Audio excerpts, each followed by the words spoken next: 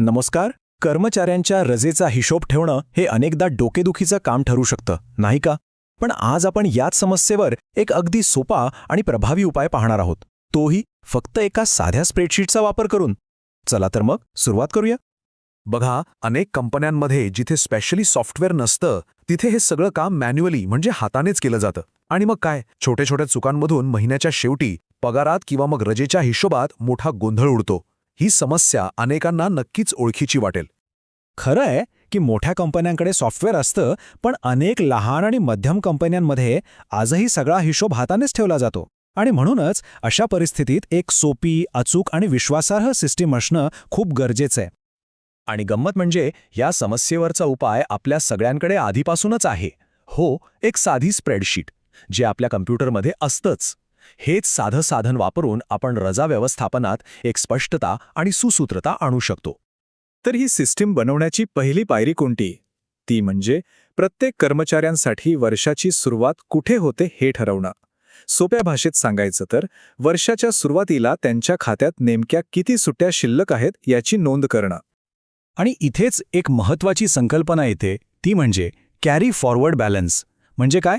तर मागच्या वर्षाच्या शेवटी कर्मचाऱ्याच्या खात्यात ज्या काही सुट्ट्या शिल्लक राहिल्यात त्या या नवीन वर्षात पुढे आणल्या जातात. हाच आकडा आपल्या ट्रॅकरचा ओपनिंग बॅलन्स आहे. हे बघा, आपल्या ट्रॅकरचा पाया अगदी असा दिसेल. किती सोपा आहे. एका कॉलममध्ये कर्मचाऱ्यांची नावं आणि दुसऱ्या कॉलममध्ये त्यांच्या मागच्या वर्षीच्या शिल्लक सुट्ट्या. झाली आपली सुरुवात. चला, आता पाया तर तयार झाला. आता या ट्रॅकरचं मुख्य इंजिन कसं बनवायचं ते पाहूया. हे इंजिन दर महिन्याच्या हिशोबावर काम करतं. हे समजायला अगदी सोपं आहे. याला कर्मचाऱ्याचं एक रजेचं बँक खातं समजा. दर महिन्याला काही सुट्ट्या या खात्यात जमा होतात आणि जेव्हा कर्मचारी सुट्टी घेतो तेव्हा त्या खर्च होतात, अगदी आपल्या बँक अकाउंटसारखं. इथे तेच दाखवलं आहे. आपण आधीच्या तक्त्यामध्ये आता नवीन कॉलम्स टाकले आहेत. कमावलेली रजा म्हणजे त्या महिन्याची डिपॉझिट, वापरलेली रजा म्हणजे त्या महिन्यातलं विड्रॉवल, आणि या हिशोबानंतर महिन्याच्या शेवटी उरलेला शिल्लक म्हणजे बॅलन्स.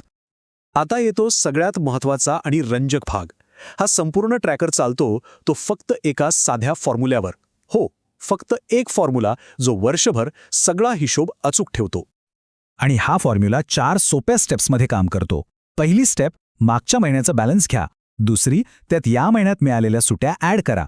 तिसरी, त्यातून या महिन्यात वापरलेल्या सुट्ट्या मायनस करा. आणि चौथी स्टेप, झाला, आपल्याला या महिन्याचा नवीन बॅलन्स मिळाला. हा आहे तो फॉर्म्युला. नवीन बॅलन्स बरोबर मागच्या महिन्याचा बॅलन्स अधिक या महिन्यात कमवलेली रजा वजा या महिन्यात वापरलेली रजा. यात सगळ्यात महत्त्वाचं काय आहे तर प्रत्येक महिन्याचा हिशोब हा मागच्या महिन्याच्या बॅलन्सवर अवलंबून आहे. यामुळे सगळा हिशोब आपोआप बरोबर येत जातो. बरं, थेअरी तर खूप झाली. आता हे प्रत्यक्ष कसं काम करतं ते पाहूया.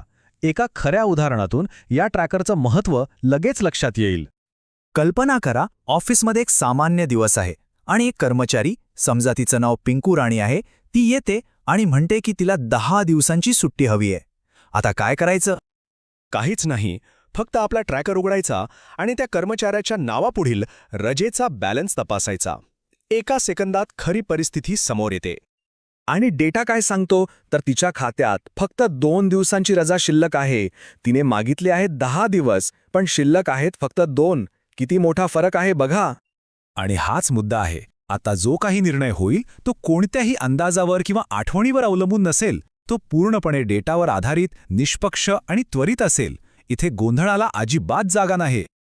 तर मग ही इतकी सोपी पण प्रभावी रजा ट्रॅकिंग सिस्टम वापरण्याचे नेमके फायदे तरी काय आहेत? चला, त्यावर एक नजर टाकूया. याचे फायदे खूप आहेत. एकतर कर्मचाऱ्याच्या रजेचा बॅलन्स कधीच निगेटिव्हमध्ये जात नाही. कर्मचाऱ्यालाही आपल्या सुट्ट्यांची नेमकी कल्पना येते. सुट्ट्या मंजूर करण्याची प्रक्रिया पारदर्शक होते, ज्यामुळे मॅनेजर आणि कर्मचारी दोघांनाही भविष्यातलं प्लॅनिंग करणं सोपं जातं. आणि सर्वात महत्त्वाचं म्हणजे आपल्याकडे नेहमीच एक अपडेटेड आणि अचूक रेकॉर्ड तयार असतो. थोडक्यात सांगायचं तर ही सिस्टीम एक सिंगल सोर्स ऑफ ट्रूथ बनते. म्हणजेच मॅनेजर असो व कर्मचारी, सगळ्यांसाठी माहितीचा एकच आणि विश्वासार्ह स्रोत तयार होतो, ज्यामुळे गैरसमज पूर्णपणे टाळले जातात. तर हा होता रजा ट्रॅकरवरचा एक छोटासा आढावा.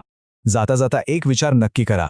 जर एका साध्या डेटाला फक्त व्यवस्थित मांडून आपण रजा व्यवस्थापनासारखी मोठी समस्या सोडवू शकतो, तर विचार करा व्यवसायातील आणखी कोणती आव्हानं अशाच सोप्या उपायांनी सोडवली जाऊ शकतात. विचार करण्यासारखा प्रश्न आहे, नाही का?